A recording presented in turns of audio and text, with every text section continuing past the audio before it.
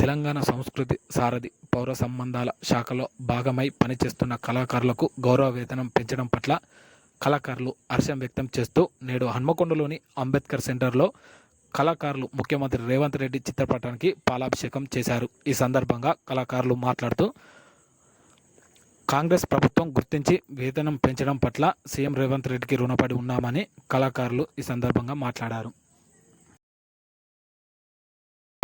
అంతం కోసం ఆహారీసులు చేసినటువంటి కళాకారులను గుర్తించి నాటి ప్రభుత్వం ఇచ్చినటువంటి ఉద్యోగాల భద్రత కోసం మేము పడుతున్నటువంటి కష్టాలను గమనించినటువంటి గౌరవ తెలంగాణ రాష్ట్ర ముఖ్యమంత్రి వర్యులు శ్రీ రేవంత్ రెడ్డి గారు పెద్ద మనసుతోటి మాకు పీఆర్సీ వర్తించే విధంగా 4 నెలల నుంచి జీతాలు రాలేదని ఆందోళనకు గురవుతున్నటువంటి కళాకారుల పట్ల సానుకూలంగా స్పందించి 2 నెలల జీతాలు వేసినందుకు మేము కళాకారులందరం కూడా పాలాభిషేకం చేసి మనస్ఫూర్తిగా అభినందనలు కళాభివందనలు తెలియజేస్తున్నాం.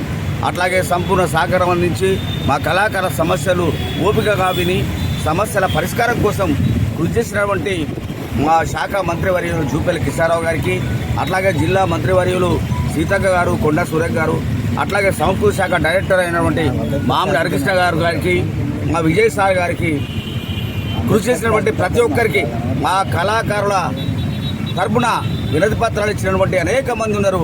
వాళ్ళందరికీ కూడా వరంగల్ జిల్లా, ఉమ్మడి వరంగల్ జిల్లా తరపున కళాభివందనలు, ఉద్యమ నమస్కారాలు తెలియజేస్తున్నాం.